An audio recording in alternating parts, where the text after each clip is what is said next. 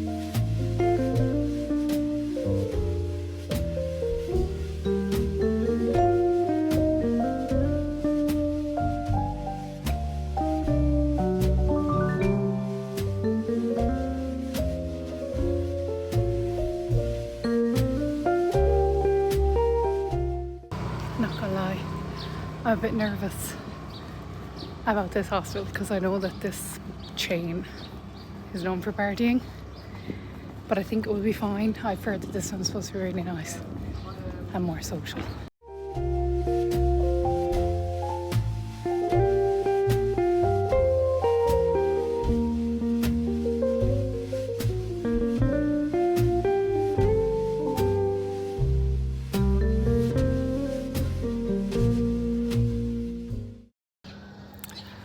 I'm waiting for my taxi to come and pick me up for the paramotoring.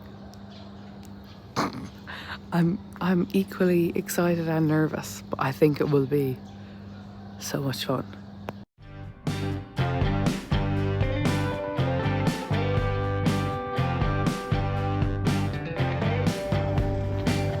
It's the outfit. This is the car for the morning.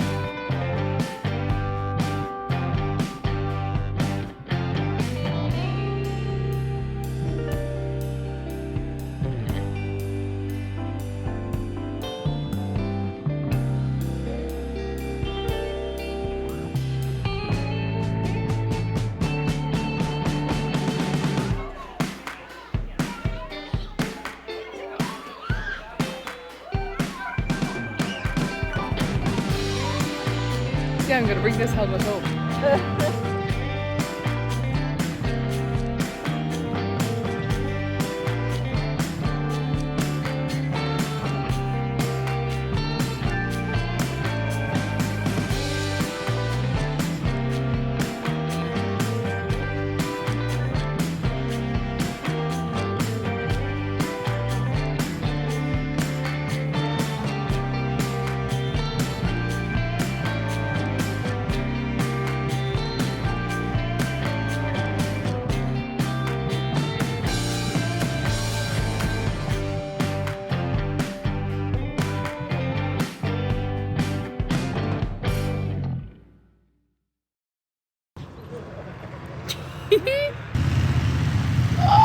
That was us.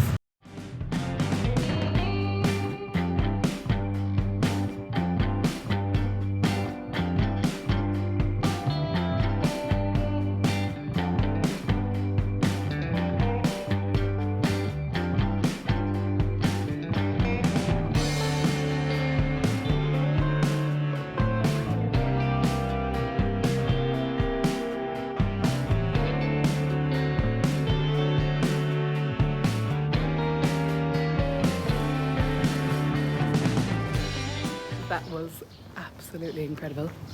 I am walking to get some breakfast now because it's like 7:30 in the morning and I don't usually eat this early, but I'm starving. But that was incredible. Like, probably the maddest thing I've ever done, and I just loved it. It was bloody brilliant. I'm gonna show you my brekkie now. Oh, super fun. I loved that so much. Stay tuned.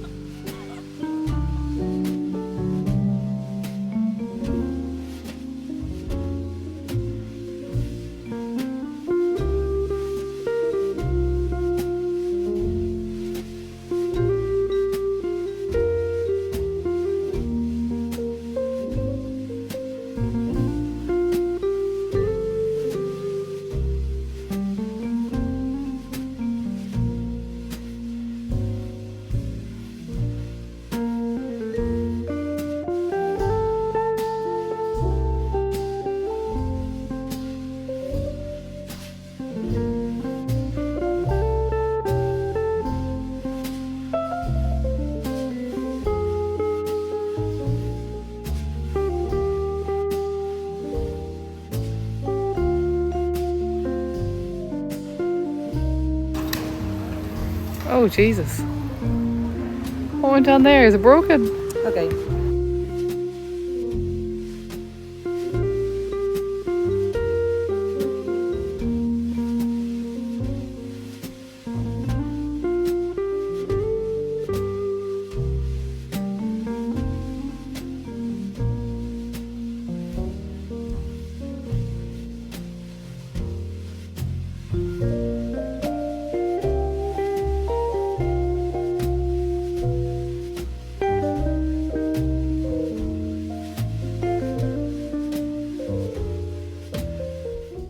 I'm currently having a bit of brunch, but I think what people don't tell you about traveling around Southeast Asia is that their coffees are so sweet. I have to say no sugar when I get a nice latte because otherwise it will be like so sweet. When you're walking down the street in Vang, you have to make sure that you have your eye on the sky. Because look at this. Is there a balloon above me? Yeah, there's one there. I'll show you a lot more because I'm going to sit for dinner and watch the balloons.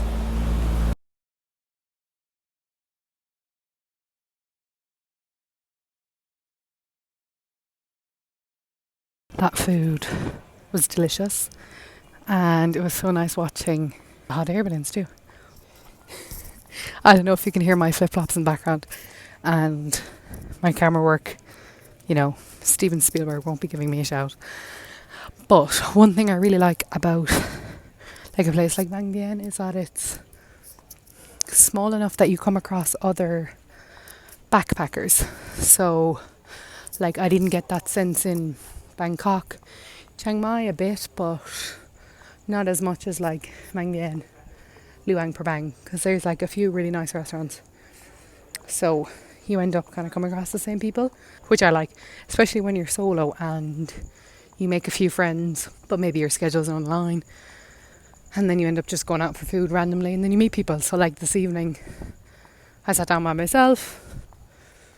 I was chatting on the phone to my brother. Then a group of guys that I had met up the mountain were there, and then two of my friends finished a hot air balloon and joined me. And then I met two other girls I had met. So it's quite nice that way, that you just end up bumping into people that you know, and then you can make new friends. But that was really, really nice. I would definitely go back to that place. It was so cheap. I find that here it's a bit more expensive than Thailand. So like generally, like let's say last night I paid 200 for a really nice meal, but that place was like even more local, and I paid like 104, and the people were really nice there. Now I will say the service took a good long time, but I don't mind waiting for service because it means they're cooking the food fresh. So yeah, it's my review. So I had a lovely evening. I'm gonna drop my stuff back at my hostel now because I spent a good chunk of my day doing a bit of work, getting my proverbial shit together, and I'm gonna go out for a few drinks and meet those people that I met at dinner where you're like, look, let's all go back, have a shower, get changed and go again. So that's what I'm doing.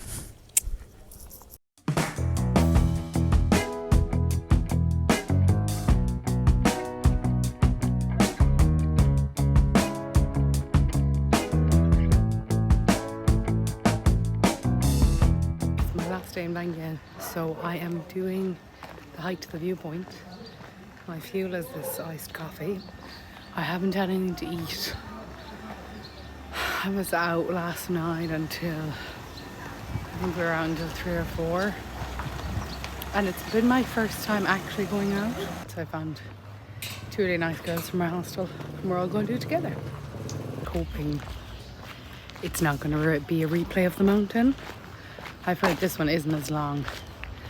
It is intense, but also the girls I'm going with were like, yeah, we're going to give ourselves loads of time, which I appreciate because I think that also didn't help the last time with the mountain one, is that everyone was basically fucking running up the thing. Now that I started walking, I realised Dum Dum didn't bring her inhaler again, but I don't think it will be a problem. Why do I keep doing this?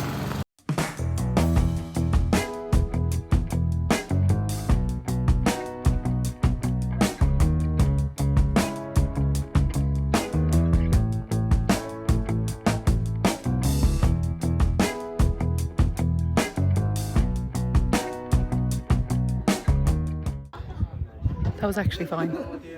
I know my head doesn't look like it, but in comparison to the other hike the other day, this was so easy.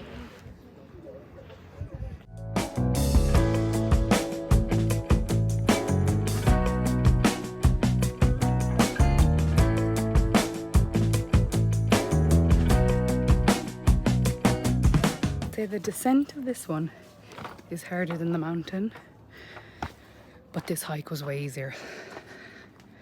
I could have done it without taking a break, whereas I didn't feel the same way for the hike. So but it is really steep. It's just like rock climbing.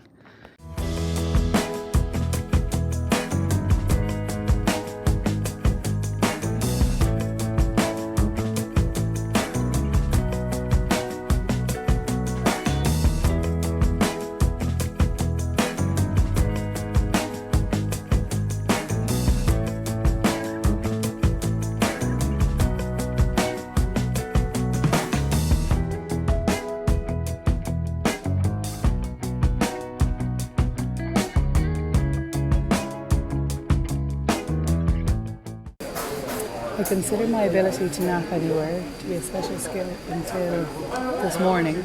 And immediately, as soon as the bus started moving, I fell asleep. I heard one person say airport and it woke me up. But like the bus was like 3 hours. So I just KO'd. Then I hear airport and I'm like, I turn around and I say to like the people nearby me, I was like, what did you say? Where are we? And they were like, looking at me like this. Then I said in French. And one girl said, oh, airport. And I went, oh fuck. So we get up, run off the bus, grab my bag. But like also bear in mind that I don't know, is there just one airport in this place in Vientiane or more than one airport? I'm like so delirious. So I just get off this random bus stop in the middle of nowhere. So then I had to put into my maps and my maps wasn't working. And we had been dropped outside an airport hotel. So I was like, okay, that's a good sign. I start walking towards, I look up at the sky and I see the air traffic control centres. So I start walking in the direction of that. We could have been at an airport in like a different town for all I knew. I just heard airport in my sleep and I woke up. Oops. But I'm getting a flight today from here, Vientiane, to Bangkok, because there's no direct ones to where I want to go, which is Siem Reap. So I'm going here to Bangkok to Siem Reap. So I have like another 3 hours in that airport. But I paid like what, 120 for the flight, but it just meant that I didn't have to get a 32-hour bus. And their roads are so bad around here. Apparently their roads are really bad because when the Chinese came to make the railway, the machinery was so heavy, they like made all these potholes and everything in their road. Obviously they have no money to like repair it. So yeah, I didn't fancy 32 hours on those roads.